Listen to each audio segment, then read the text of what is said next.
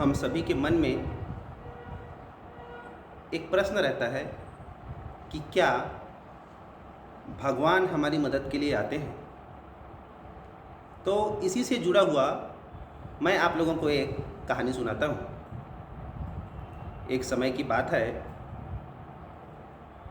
नदी किनारे एक गांव था और उस गांव में रातों रात अचानक से बाढ़ आ गया। भगवान का एक भक्त था, वह भी उस बाढ़ में पानी के साथ बहने लगा। उसने भगवान को पुकारा कि भगवान, ये बाढ़ आ गया है, पानी में डूब रहा हूँ, मेरे को बचाइए।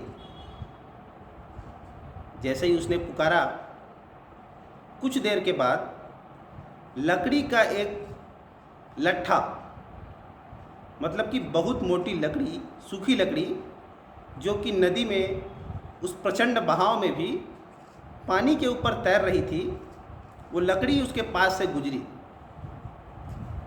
इतने समीप से गुजरी कि यदि वो चाहता तो उस लकड़ी को पकड़कर बाहर आ सकता था, लेकिन उसने उस लकड़ी को जाने दिया, उस अवसर को छोड़ दिया। वो भगवान का भक्त बोला कि मैं भगवान को पुकार रहा हूँ और भगवान मेरे को बचाने के लिए आएंगे। वो अपने कार्य में लगा रहा, भगवान को स्मरण करते रहा। पानी का बहाव अत्यंत प्रचंड था।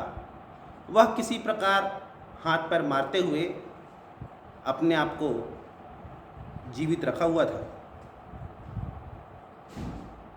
पूरे सच्चे मन से वो प्रार्थना कर रहा था। उसी बीच वहाँ कुछ नाविक आ गए जो कि बचाव दल के सदस्य थे। उन्होंने उसे कहा, अपना हाथ दो, हम तुमको बचा लेंगे, हम तुमको नाव में बैठाकर किनारे ले चलेंगे, तुम बच जाओगे, तुम्हारे प्राणों की रक्षा हो जाएगी। लेकिन वह व्यक्ति नहीं माना। उसने कहा, मैंने भगवान को पुकार लगाई है और भगवान मेरी रक्षा के लिए आएंगे, तुम लोग जाओ। फिर भी बचाव दल के सदस्यों ने उसे बहुत समझाया कि आ जाओ और चलो, हमारे साथ नाव में बैठ जाओ, लेकिन वो नहीं माना। लेकिन वो निरंतर भगवान को पुकारता रहा कि भगवान आइए और मुझे बचाइए, मैं डूब रहा हूँ। कुछ देर के पश्चात उस नदी के ऊपर से एक हेलीकॉप्टर गुजरा और हेलीकॉप्टर वालों ने देखा कि वह डूब रहा है। उन्होंने रस्सी फेंककर उसे बचाने का प्रयास किया। माइक से चिल्लाया कि इस रस्सी को पकड़ लो, इस सीढ़ी को पकड़ लो और ऊपर हेलीकॉप्टर में आ जाओ। लेकिन उसने फिर भी कोई प्रयास नहीं किया और उस रस्सी को नहीं पकड़ा। अंततोगत्वा ऐसा करते करते बहुत समय बीत चुका था और वो हाथ पैर मार मार के थक चुका था। पानी के दबाव के सामने, बहाव के सामने अंततः वह थक कर डूब ही गया। जब डूब जाने के पश्चात वो ऊपर भगवान के पास पहुंचा और भगवान से बोला कि भगवान, मैं आपका इतना बड़ा भक्त हूँ और आपने मेरे को उस साधारण के नदी के बहाव से भी नहीं बचाया, मेरे को डूब जाने दिया। तब फिर भगवान ने उसे प्रश्न किया कि ए मेरे प्यारे भक्त, जब तुम डूबना शुरू ही किए थे, जब तुम उस नदी के बहाव में पड़े ही थे, तत्काल तुम्हारे पास एक लकड़ी का लट्ठा आया था कि नहीं? तो भक्त बोलता है, हाँ आया था भगवान, लेकिन लकड़ी के लट्ठे को छोड़िए, मैं तो आपको बचाने के लिए बुला रहा था, आप अपना बताइए कि आप क्यों नहीं आए बचाने। तो भगवान ने बताया कि अरे भैया, वो जो लकड़ी का लट्ठा आया था उसको मैं ही तो तुम्हारे पास भेजा था।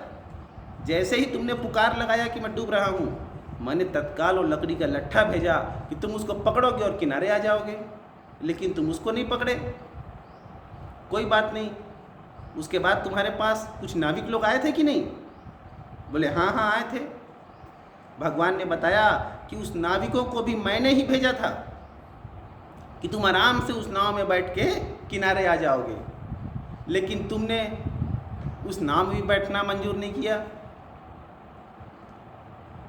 यहाँ तक कि मैंने तो तुम्हारे लिए सीधा हेलीकॉप्टर भेजा कि भैया तुमको हेलीकॉप्टर से बचा के ले जाएंगे, तुमको सुरक्षित तुम्हारे घर के स्थान में पहुँचा देंगे, लेकिन तुम हेलीकॉप्टर में भी नहीं बैठे, उस रस्सी को पकड़ के ऊपर नहीं आए। मैंने तो तुम्हारी हर समय मदद की, लेकिन तुमने बिल्कुल भी प्रयास नहीं किया बचने का। इससे हमको ये शिक्षा मिलती है कि जब भी हम भगवान को पुकारते हैं, भगवान उसी क्षण तत्काल हमारी मदद के लिए तत्पर हो जाते हैं, वो व्यवस्था बनाने लगते हैं हमारे मदद के लिए। अब इस बात की आवश्यकता हमको है कि हम उस मदद का उपयोग करें, हम अपने पुरुषार्थ से, अपने प्रयासों से उस मदद का उपयोग करें और उस परिस्थिति से बाहर निकलें। हमारे पास जो भी साधन, जो भी उपाय आते हैं, वो भगवान द्वारा ही प्रेषित किए जाते हैं, और निश्चित तौर पे भगवान अन्यान्य माध्यमों से हमारी मदद करते रहते हैं। हमें आवश्यकता होती है केवल उसे पहचानने की, उसको समझने की। तो इस वीडियो से हमें यही शिक्षा मिलती है कि भगवान अपने भक्तों की मदद से अवश्य करते हैं। धन्यवाद।